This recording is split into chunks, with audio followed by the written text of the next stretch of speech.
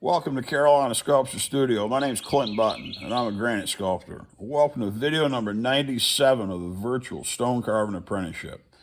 All right, I started the last video and wanted to get further along, but I really wanted to show you all how to sharpen a Bush Chisel because you can't even find anybody selling one when they happen to pop up on eBay or wherever that even knows what a Bush Chisel is, much less how to sharpen it or how to use one. Now, if you do find any Bush Chisels for sale, you can make them very easily. It's just, it's just take your tool steel. You don't have to knurl them. Just take your tool steel and have somebody put in a lathe and turn it down to diameter and turn, you can turn this to diameter or leave it square. I got an old, 5/8 shank up on the desk that's an antique one that they just put 2 or 3 little blades in.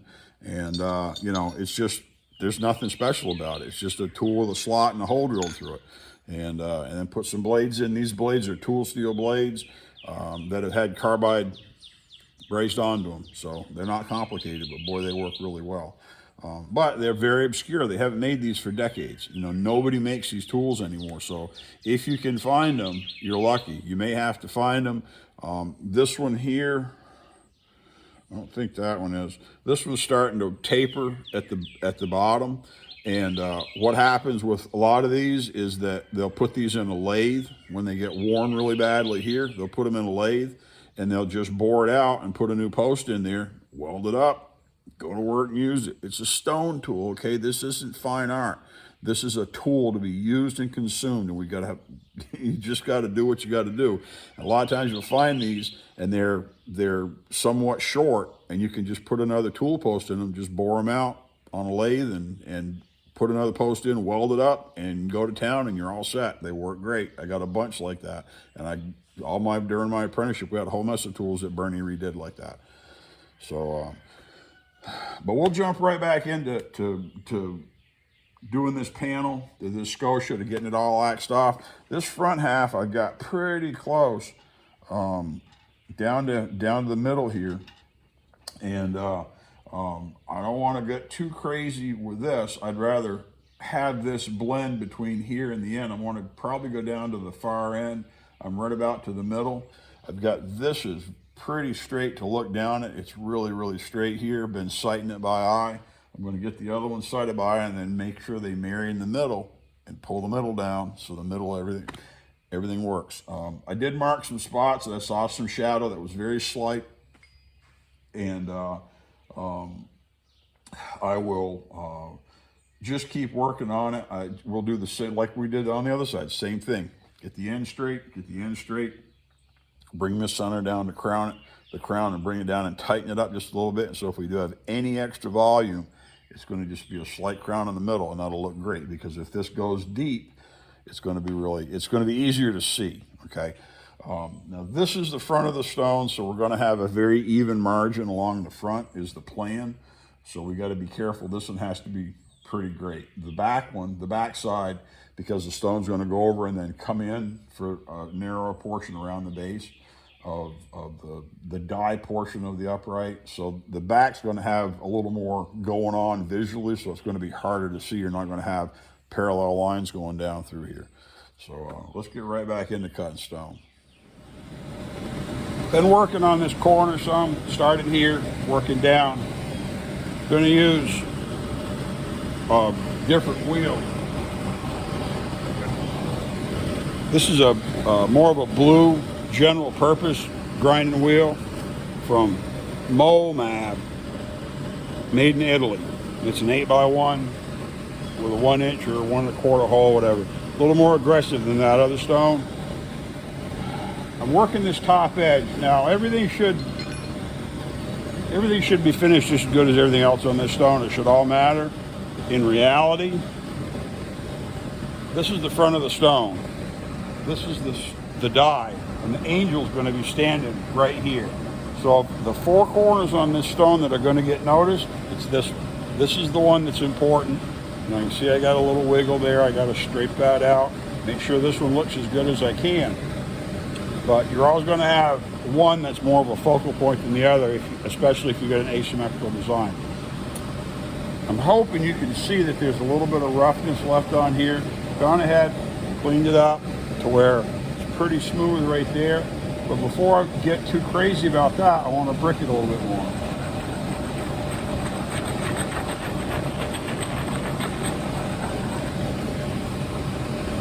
And that gives me a little better witness of where I can trim it just a little bit more here and a little bit more on each side to lift that low spot out. And that's what you've got to do. You've got to just slowly eliminate the tall spots as opposed to trying to fix everything perfect. You've got to go really slow.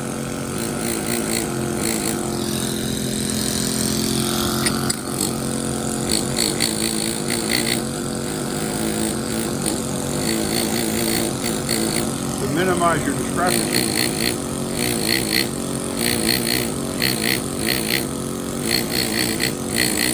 As you straighten up this line.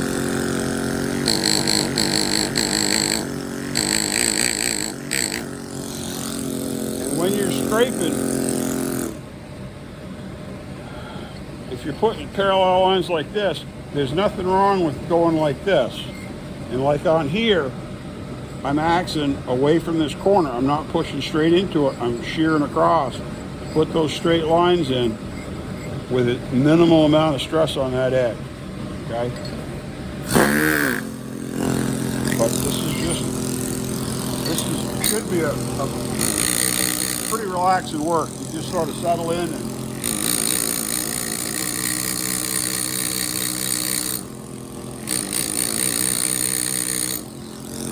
comfortable and go to it.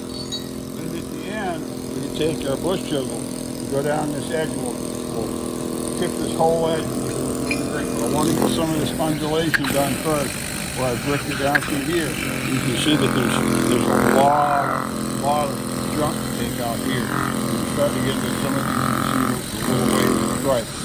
And about up here at the front, I've already eliminated them all the way back to about here. Keep cutting.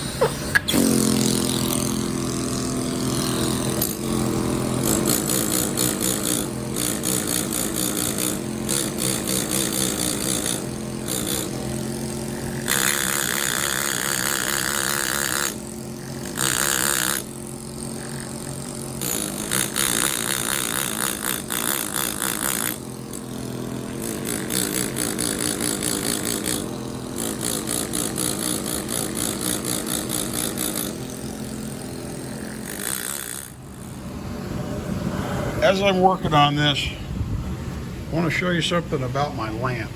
Okay, just a piece of, half-inch steel bar that I welded a washer on the end so it holds my lamp. Just a plain old light out there. This is a jump guard I got somewhere, and it just is held in place by a wing nut. Now, when I'm moving, and it's got 3 feet, which is really important in a crooked floor. Got my electrical outlet on it here, plug in my stuff, plug in the lamp, and I put a switch on the cord instead of twisting the light bulb in and out and tighten. But, got one other thing. When I'm working on this side, it helps to be able to move the light easily. And it isn't necessarily as much that you're going to be going up and down with it. Once you get into a place where the light's right, you want to be able to move it just a little bit. So I've got a little stop on it, just a collar. I don't know what it's from, just out of the junk with a bolt through it. And I can tighten that bolt, and now I can put the lamp in there, have this loose, and I can rotate the light however I need it to get a real quick idea on how things are changing. And if I want to adjust focus, where the light points, that's one thing, but I can turn it just a little bit to get a little different shadow.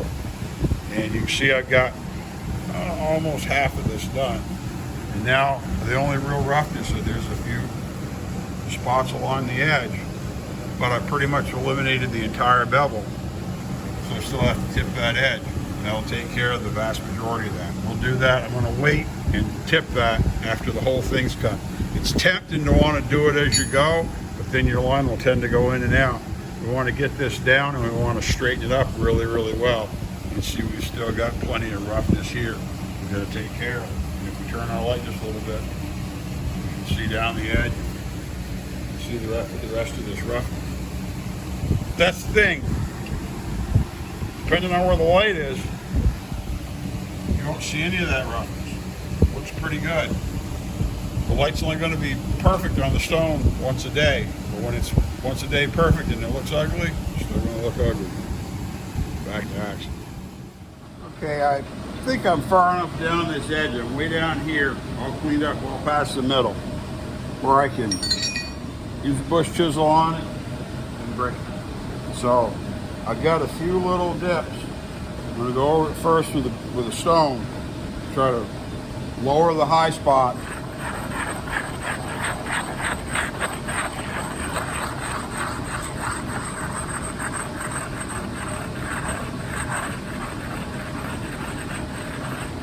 Without touching the low spots.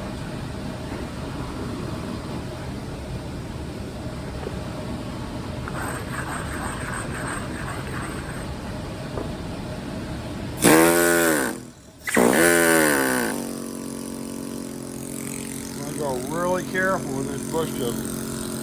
I'm going to try to stay out of the deep holes and work the top off. I'm going to hold it like this. So I'm holding it here and almost holding it back, not just letting it run.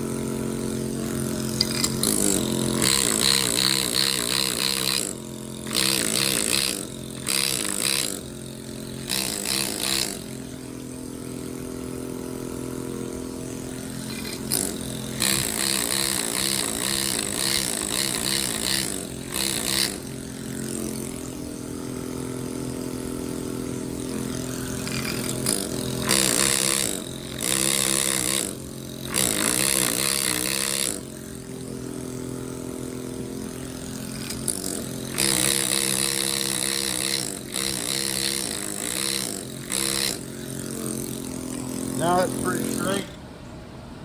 So now what I can do is go down and narrow this up where it's fat, because I got a pretty close to straight line right on the polish. And I'll tweak it just a little bit more. But now I can do is just go down and wherever this is skinning and leave it where it's fat and trim it to match the skinning. And once I get it really close, I'll tip it just a little bit more and it'll be great.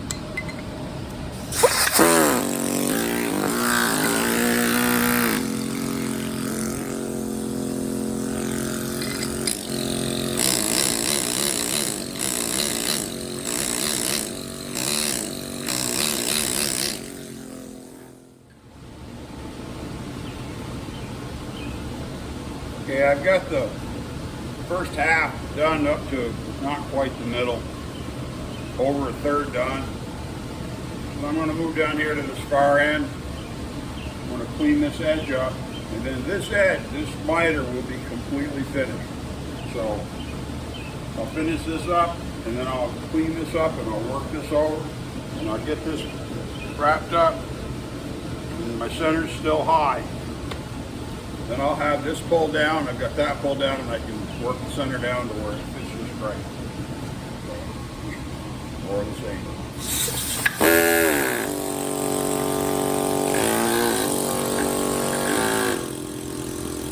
And I'll start by getting this bottom edge, this little scotia right here, this little return, get that really nice. Then I'll work from the corner in. So I don't pop the corner off.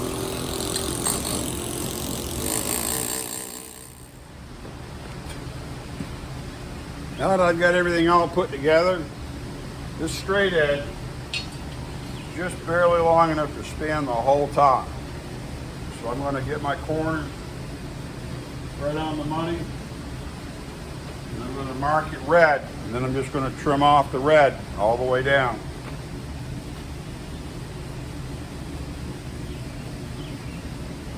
right back to the back edge of the red.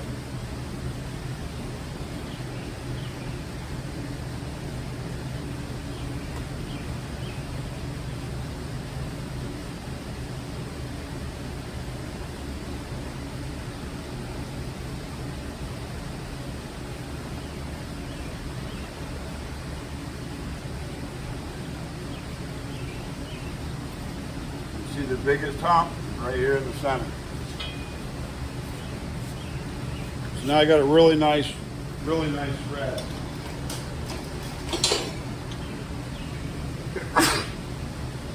So I'm going to clean that off, then I'll finish axing up the rest of this last low spot. I'm going to do this with a bush chisel. Just tip it to the back edge of the red. See if I can get the camera to show you what I'm doing. And just take the red off. Again, just holding the chisel, holding it back.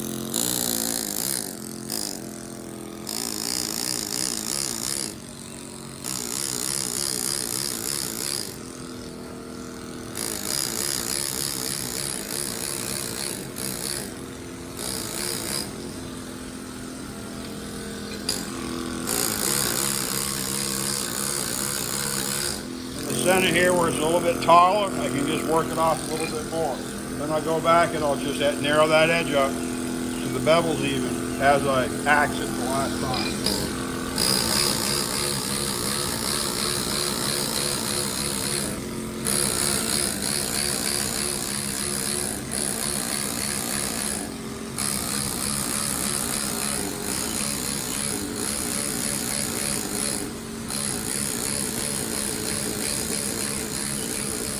Now we got this top edge pretty well resolved. It's really close. It's time to start with the final wash. I'm going to go and do a 45 all the way down.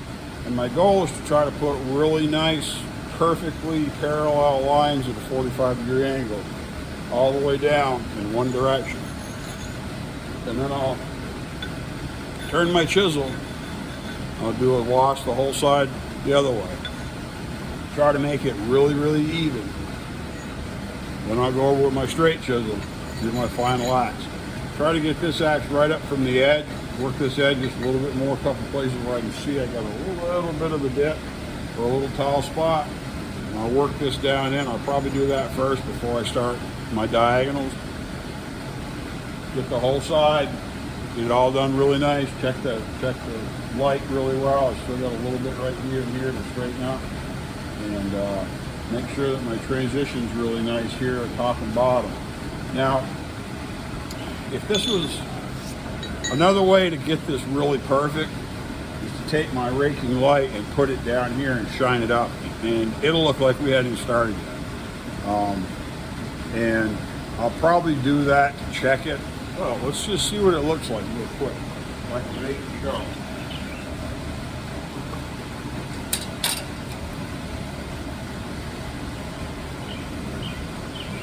You can see how coarse the axing is, but of course the light is never going to be down here shining up.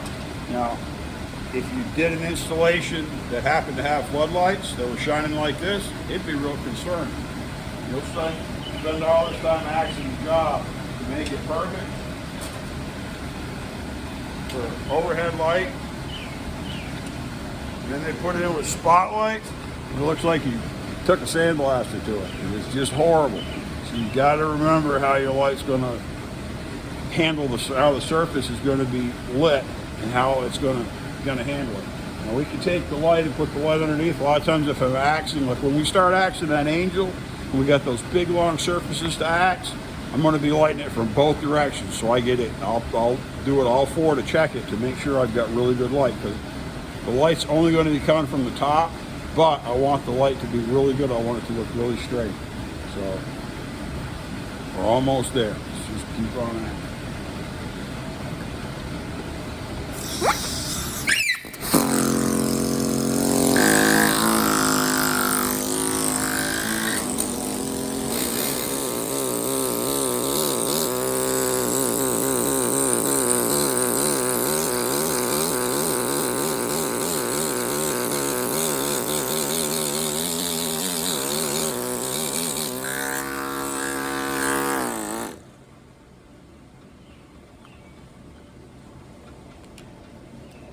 Now, when you're axing this final axe, you want your chisels to be super sharp, because if they're dull, what they're going to do is they're going to crush crystals instead of cutting them.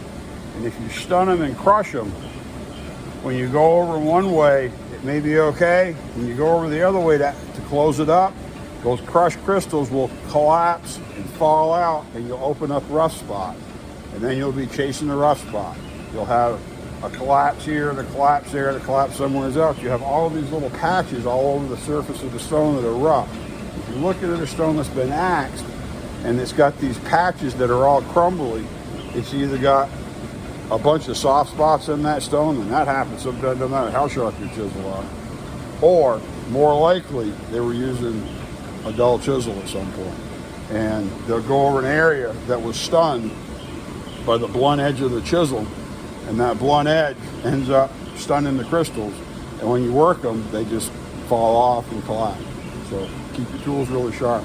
All right, I got 145 done. Now it's time to go back, go the other way. I gotta go sharpen my tools.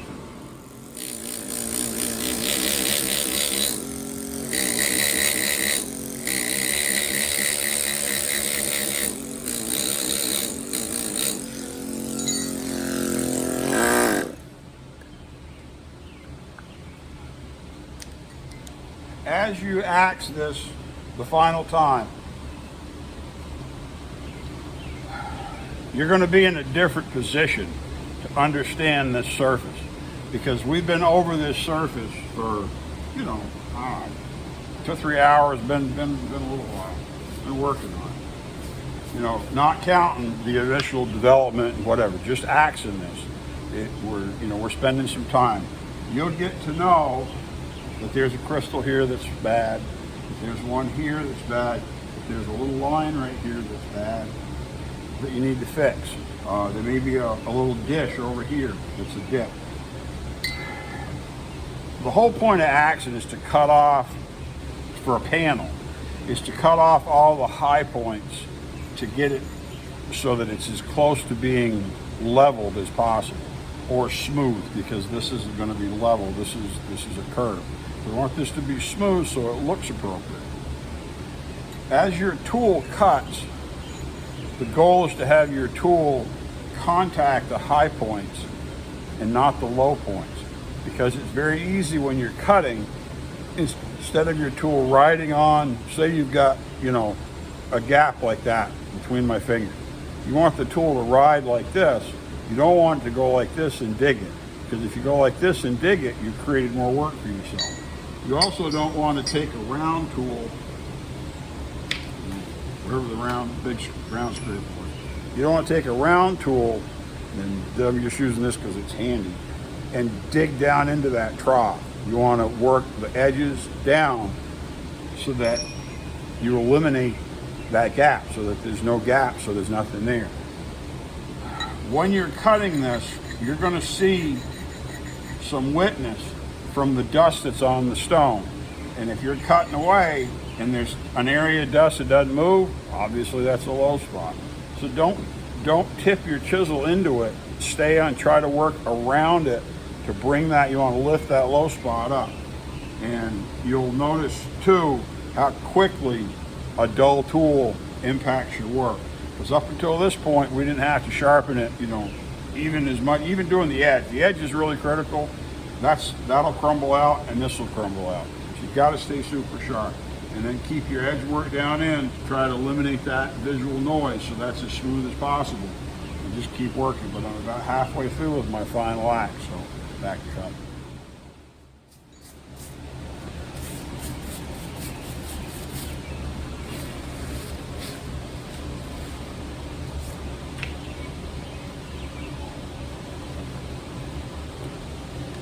And at some point, it's just like combing your hair, you gotta quit, because it's not gonna get any better. I think it's pretty good. I'm gonna rub it one more time.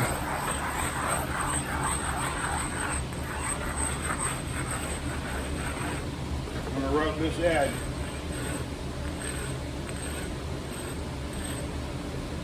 Just enough to smooth it up. Rub that edge.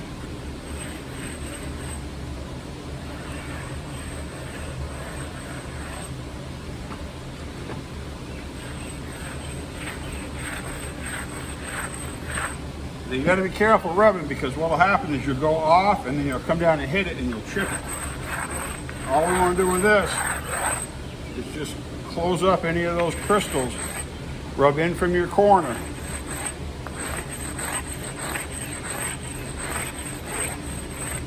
All we want to do is we want to wrap up any of those crystals.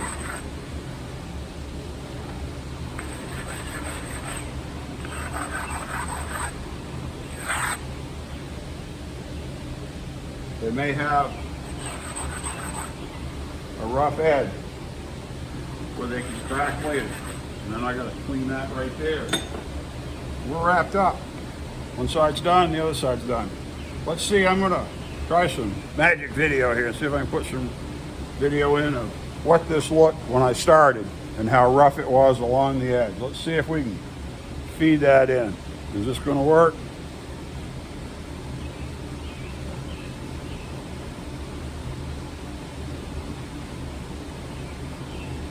All right, now let's look at the edge now.